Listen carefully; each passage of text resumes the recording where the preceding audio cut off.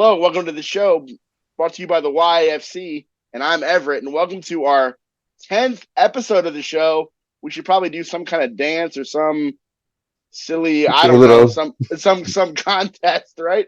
That this is the 10th this is the 10th episode of what we're doing here today, and it's really, really fun that we are going to focus on today. We're going to talk about having a disability and dealing with being a part of faith communities. And for those of you that are new to the show, because we hope that we're building some kind of momentum here, is the YAFC, or the Youth Advocates for Change, is a group that is supported by the Ray Center, which supports parent and training centers in supporting young adults with disabilities in the transition from high school to adult life, whether that be to a job, to some sort of college, or to some level of independent living on their own in their own house and in their own stuff. And part of that, I think the independent living piece is maybe searching for faith communities. And so I'm really, really excited to have some young adults with me tonight to discuss what it's like for them to be a part of faith communities, because I think everybody's journey in spirituality and faith is different and unique. But I'm going to have podcast veteran Jennifer introduce herself first, and then go to a newbie, Hunter. So first, Jennifer, you want to go first? Yeah, I am Jennifer. And for the purposes of this episode, I'll also introduce my Hebrew name is Gedalia. And I am Jewish, and I work as a recovery coach in California. In addition to my work with race. And so I think that's the perspective that I'm going to be bringing to this episode of being both disabled and Jewish. Sure, awesome. Thank you I have for a coming lot to talk about that. and being so open about this. And Hunter? Yes. Hi, everybody. My name is Hunter. I am Christian. I am Presbyterian. I'm part of the Presbyterian Church USA. And I have a very visible disability. My skin is bright pink. And part of what I do is I work in kind of this intersection of faith and disability. I am currently the sitting president of Presbyterians for Disability Concerns, which is a group of folks that are either in the ministry, or they are folks in the ministry caring for congregations with disability needs or concerns. And I went to seminary. I'm in the process for ordination, and I work for the Pennsylvania Bureau of Special Ed and the vocational rehab folks, helping to represent youth voice across the state. So thanks for having this really important conversation about how these two very interesting subgroups interact. Well, yeah, and Hunter, I know you're new to the podcast, and we've been having some episodes around this topic of intersectionality, and we felt like faith was what was a big part of that, and it's part of people's identities, and we wanted to bring that conversation to light. And the first question or concept I wanted to bring up, and I'll have Jennifer go first, and then kind of let Hunter kind of like build off what Jennifer shares, is what value has being a part of a faith community brought to your life, Jennifer? I know in a past episode you had brought up about how you purposely seek out your faith community at times, or you have. Yeah. And so do you want to talk a little bit more about that? And what I that's think meant for you? so. Something that I do want to bring up here is that, especially living in a country that is culturally Christian and being Jewish, and then living in a country that is built for able people and being disabled, there is a parallel there. Of existing in spaces that were maybe not designed for me, or not designed for a certain aspect of me. And so just like when I'm around other disabled people and there's that understanding, there's going into a Jewish space and that understanding, that I think is only made greater in that a lot of the places that I've seeked have been very disability accommodating. One of the earliest stories that I can tell on Rosh Hashanah, which is one of the highest holy days in Judaism, is the story, and I won't tell the full story, but it's a story of a sheep herder who is going to have their coming of age ceremony and is supposed to read from the Bible and cannot read. And the unique way that they are able to contribute is just to play their sheep flute. And while it is a bit trite and a bit of a like feel good story, something that I've always been very conscious of in Judaism is giving people a way to contribute that is on their terms, not on religion, not on Judaism's terms, but on the terms of the people who are seeking to incorporate themselves into the community. However they seek to do that, they are allowed to. And as someone who is disabled and has struggled in like I cannot stand for an entire service that might require standing. There are other ways that I cannot engage in regular life or in religious life. And having a religion that meets me on those meets me halfway has been really huge and given me the strength to ask other people outside of that to meet me halfway. Yeah, I want Hunter to answer, but I'll tell a story too. And I think, Hunter, in preparing for this episode, we talked a bit about how I kind of went on, and I'll say I'm a Christian, but I wouldn't say I'm more of a spiritual person. Like, I have a relationship with God. That's how I kind of view this. But I did have this moment where I was kind of like seeking where I fit, almost what you talked about, Jennifer, right? Like seeking out where I might feel best. And I remember going to a Catholic church for a service, and I'm a wheelchair user, and all everybody kept doing was I guess kneeling and standing and kneeling and standing. And Hunter, you might laugh, is that, I mean, that's true, right? And the people there, though, were so accommodating to me that it was okay. But I literally felt that from jump. Was like, oh, this is like this process is alienating to me. So trying to find the right community that fits someone is crucial, right? That you feel like you belong, that you feel like you can be there. Yeah. And so, Hunter, you want to talk about, I know, I mean, you're knee deep in this with a master's and trying to be ordained.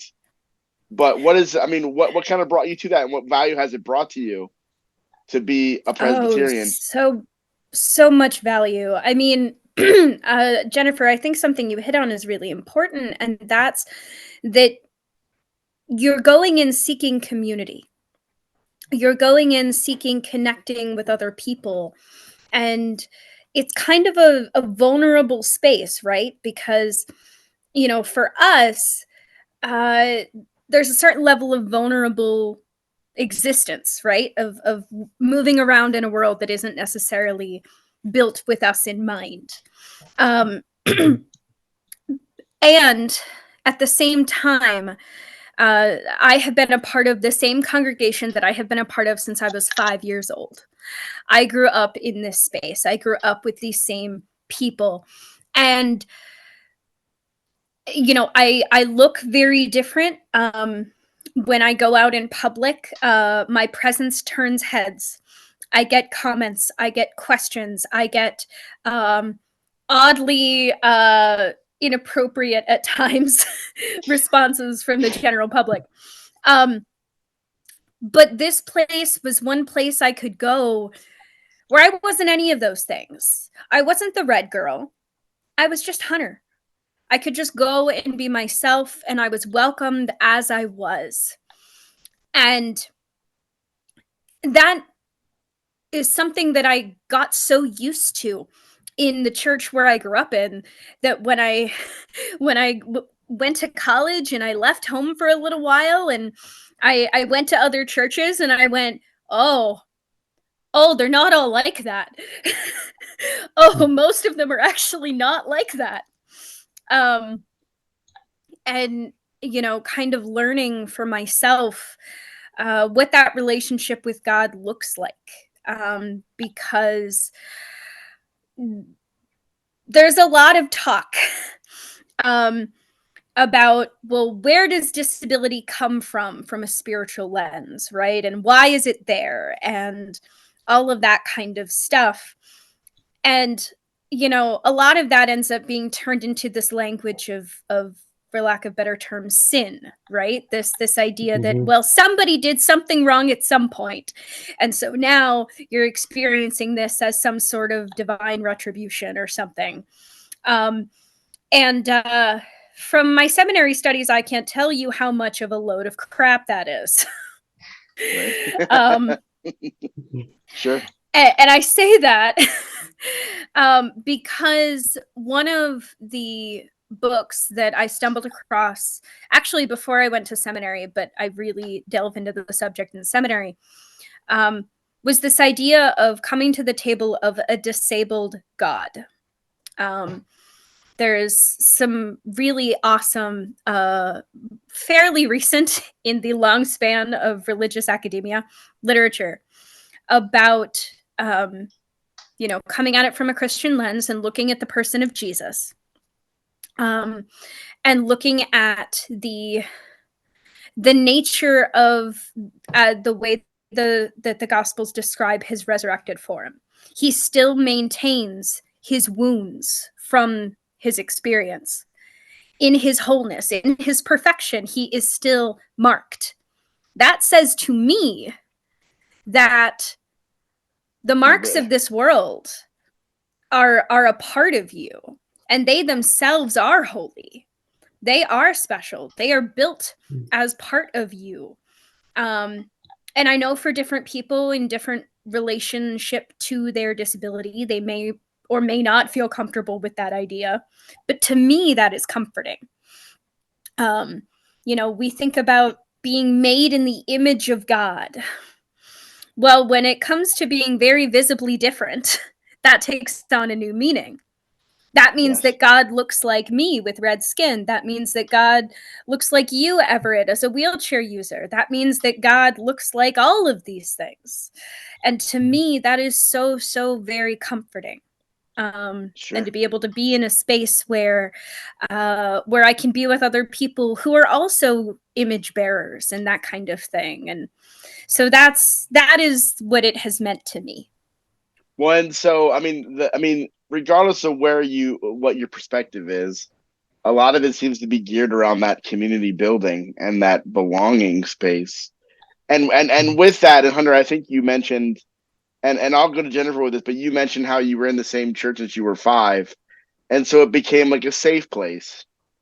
And then when you left, you realized the challenges that are there. But Jennifer, do you want to talk about like the challenges that you faced? I mean, you already mentioned a little bit of some of them, but other challenges you face in terms of kind of being a part of your faith and what your disability is meant to that. Do you have a similar experience of what Hunter kind of mentioned, where disability is seen as this thing that you have to get rid of, or that people are trying to tell you that you must have done something wrong to be like this, when your perception might be, I am who I am, you know? And that's okay. I have not experienced a lot of that in Judaism itself, interestingly enough, and I think part of that is specifically some of the tenets of Judaism, and also that, like, growing up, I learned Talmud from a rabbi who had a vocal disability. I don't know the details of it, but it was evident to us. And also, I think that so much of Judaism is built upon a notable history of disability in high places in the religion. That said, I do want to take a moment here to sort of back out for a minute and say that, like, obviously I'm talking from a Jewish perspective, Hunter is talking from a Presbyterian perspective, and I do want to encourage, and we're only 2 people, we cannot invite every religion in the world into this Zoom call. I wish we could. and in the span of religions of the world, those are 2 relatively narrow, overlapping religions. But I do want to invite people of other religions who are disabled or to leave their comments and talk about how their religion interacts with this and their stories. I know this video is going to go up on YouTube, and maybe we can add a little comment section on the Raise site as well. I don't want this to just be two religions and how they interact with disability. I want this to be a larger conversation. So I want to take a moment here to make that happen. No, but to go back, yeah, go ahead. Go ahead, Jennifer. Go ahead. Sorry. But to go back to your question, I think I have luckily avoided a lot of that, the more overt aspects, but there have been lesser aspects, right? And I think the biggest version of that has been in 2020. The amount of synagogues and shuls and congregations that I have seen suddenly broadcast everything on Zoom. And for a moment realized how involved with the inability to get to a local synagogue removed, suddenly realizing what involvement can look like for someone who might be more able-bodied. That was an eye-opener for me as someone who cannot get to a synagogue cannot physically get to a synagogue on a weekly basis. It has been that is something that I'm only more recently become aware of, even as I've held my religion as a close part of me my entire life. Excuse me. Sure. What about for you, Hunter? You mentioned some of the challenges that you faced, but I know for me, some of it has been people will see me out in my chair and want to pray for me, which I'm all about. I think we talked about this, right? Like, pray for me all you want. I'll even pray with you. But where I get sensitive or it feels some type of way is when they're like, and you're gonna feel better now. And then they get done praying and it's like, how do you feel? And it's like, I was okay before we got here. Like I was, you know what I mean? And their perception they're expecting a miracle moment. Yes, or it's that they want to feel like they're having an impact on this person who is having a horrible situation they wouldn't want to live with. And so it has turned me off to certain communities. I've had to find those that validate who I am as being okay. Because if I get around people that are, I don't know, trying to fix me, I'm out. Like I'm out.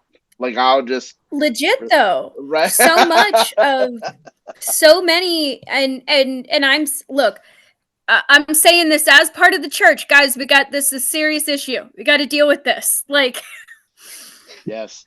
You don't fix disability. Is not a thing you fix. And it's certainly not a thing that we humans can fix, first off. Right. But sure. But also, I think you're spot on is, I'm all about, let's have that communal relationship with God. Let's spend time together as a community in prayer. But the second you turn around and look at me and go, okay, are you going to stand up now? Or, right. Okay, is your skin look different? No. Yes. Yep. I can't tell you the number of people who have do you believe that Jesus can heal you? Kind of stuff. And I'm like, look, man, I'm a Christian, and even I don't go that far. And not because I think he can't or wouldn't, but because I think, for me, my condition is genetic. So it is literally in my DNA to be this way.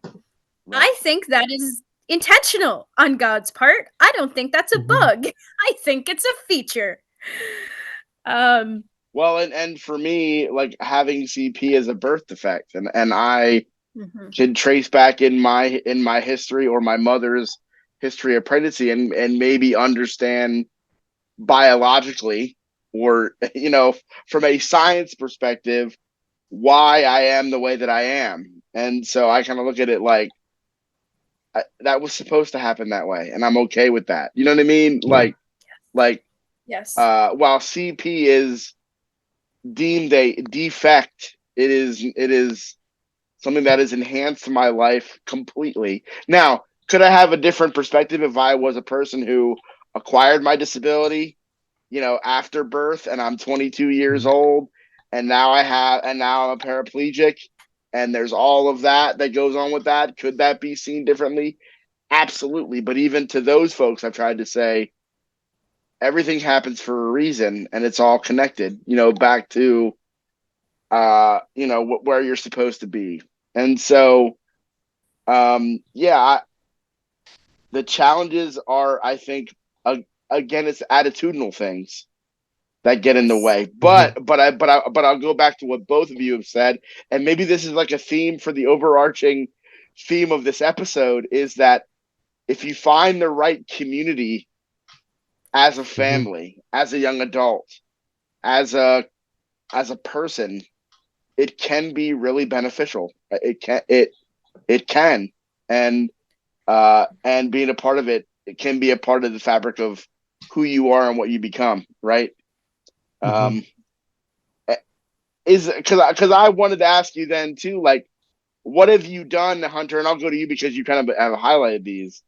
Is like, how have you gone out of your way in these spaces to make people more comfortable, or don't you do that? Are you the kind of person that like is unapologetically Hunter no matter what? Oh, I have to be. I don't have a choice in the matter. Right. Do you know what I mean? Do you know what I mean though? Yes. Yeah. And it's interesting because so I do a lot of I'm going to call it substitute preaching. I fill in many a Sunday.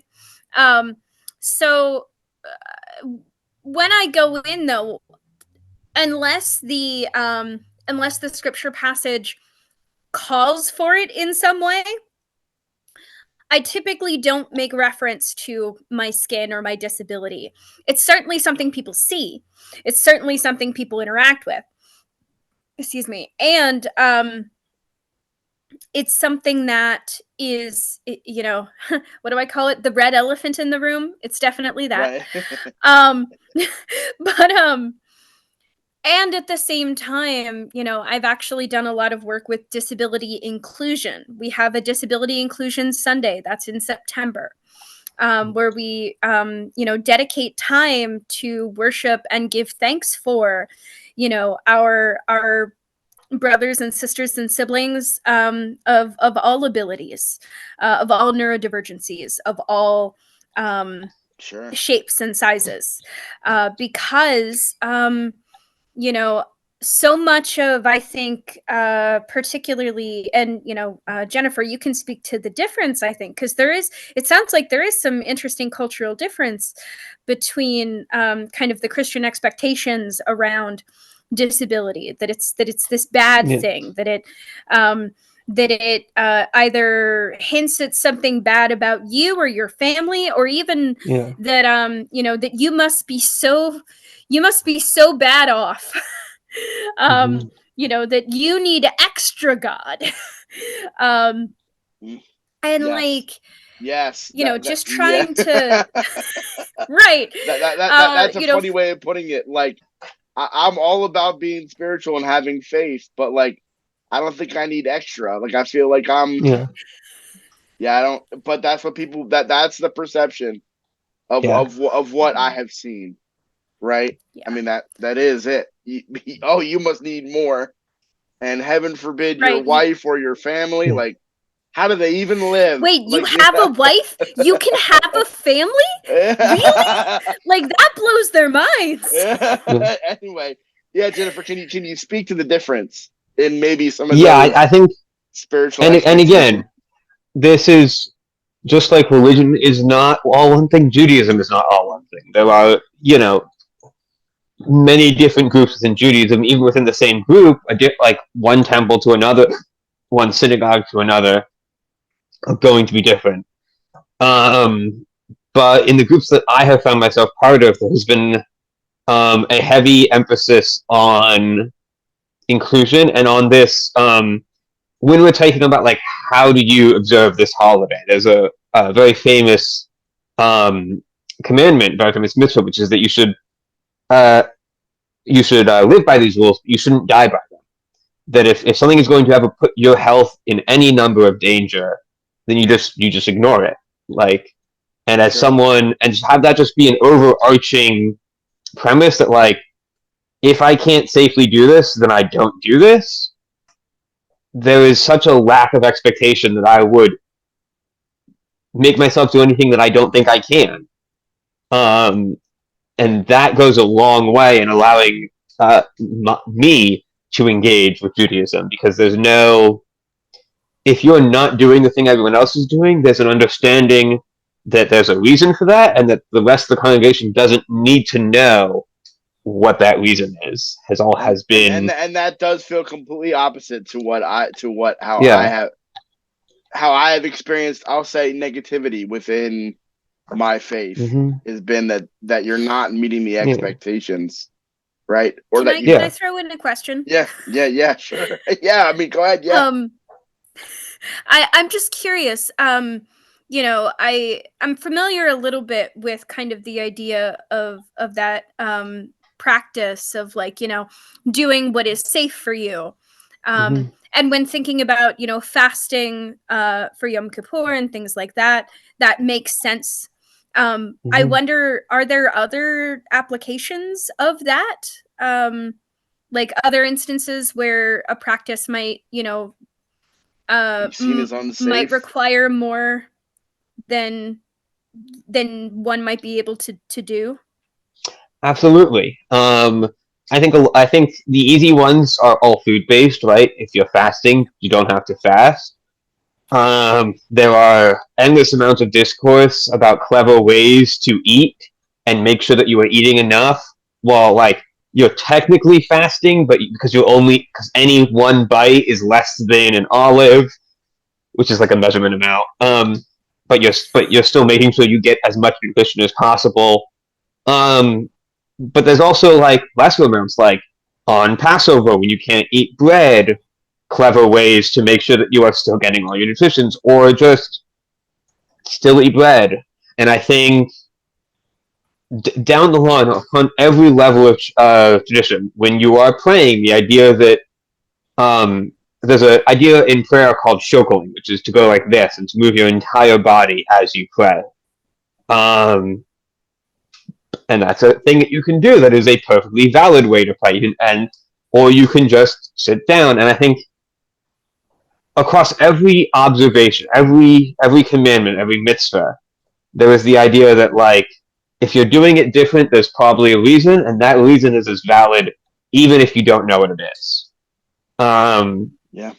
And other people don't get to say, like, other people can ask you, but it's not a judgmental ask. It's a, like, hey, that's an interesting, like, way to observe. What's your reasoning there? Because I might want to do it too. So it's even when they're asking, there's no judgment. It's curiosity and a positiveness about that. And often That's it'll such just a be like, beautiful and respectful yeah, way to do that. yeah. I think it comes down, and again, it comes down to this idea that questioning it is not bad, and because questioning is not bad, differences are not bad, because and those two ideas going hand in hand. Difference is not bad, questions are not bad, and Yeah, like so questioning things is okay, so that means difference is okay because yeah, and I think that honestly, difference is okay might be the core of that, but those two definitely go hand in hand in sure. allowing a very positive environment for disability. Yeah, and I guess that kind of lends me to the last question for tonight, and I hate to cut this off, but I don't want to give you guys 90 minutes when I give everybody else 45 to a half hour, right? But the question is, like, what would you tell parents who are maybe nervous or considering connecting their child to a faith community? I know for me, uh, my mom just took me to church and let me kind of decide for myself. And I think that was her way of being like, hey, like this is your journey, right? Not Mm-hmm. mine. So you decide what you want to do and then make your own choices. Right. But then it also allowed me to like find my own voice within that space.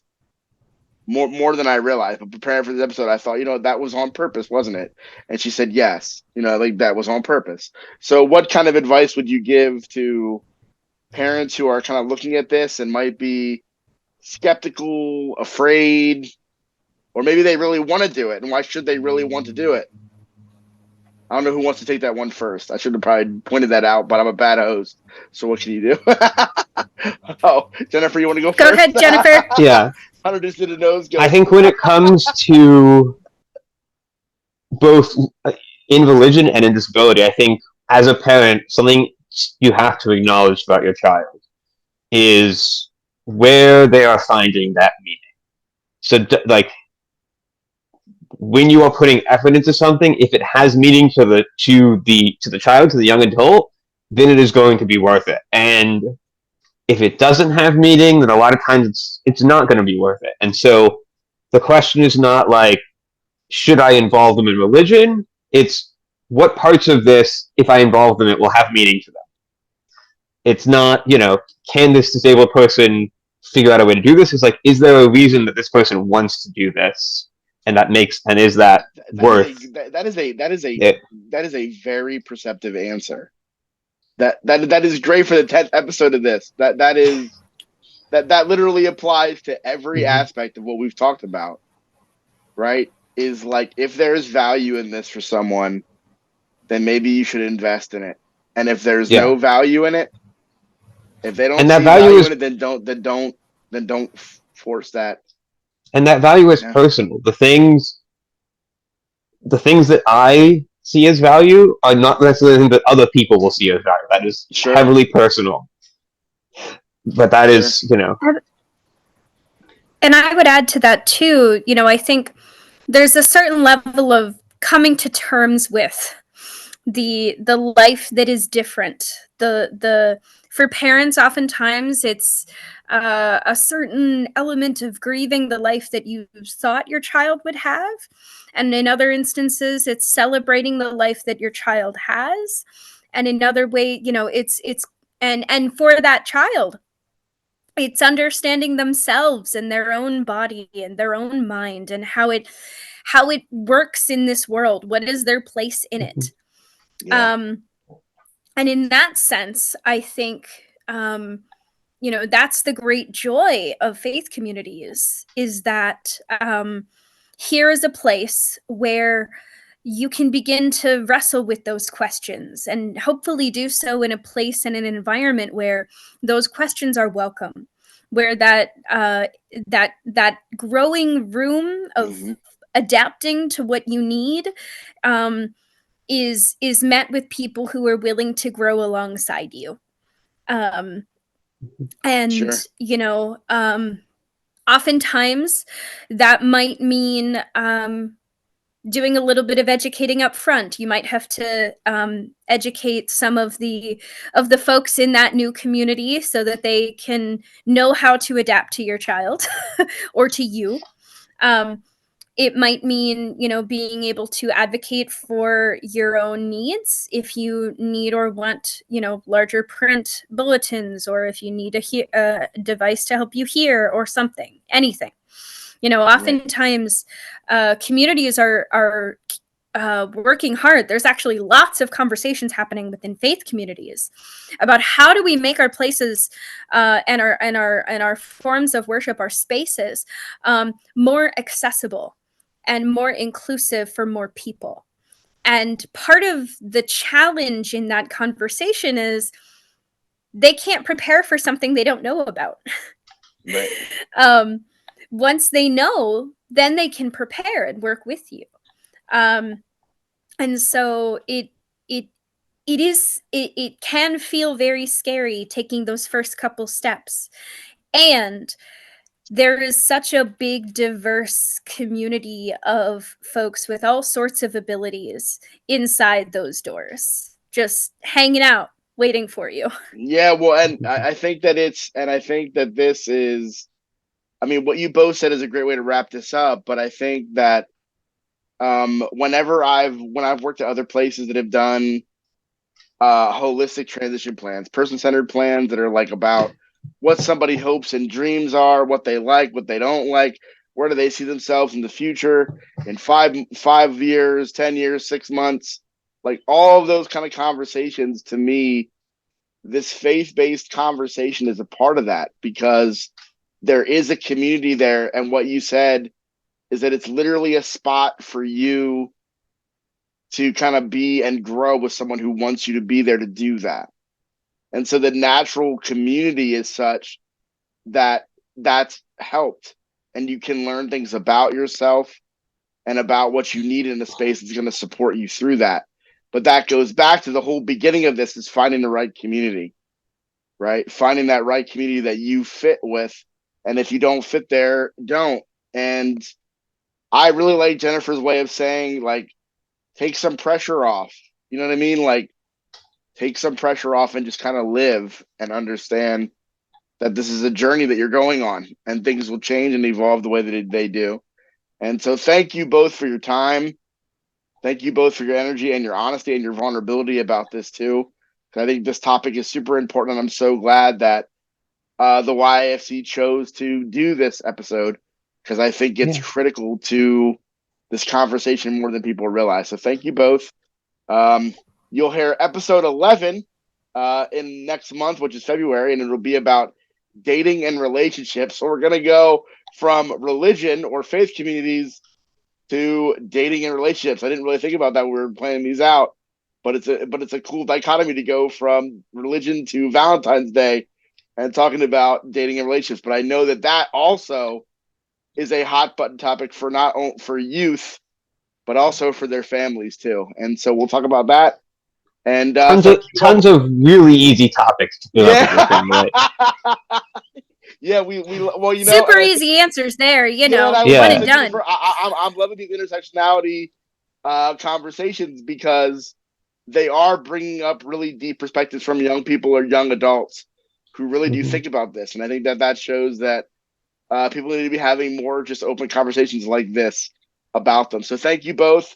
Everybody have a good one, and we'll see you next month for episode 11.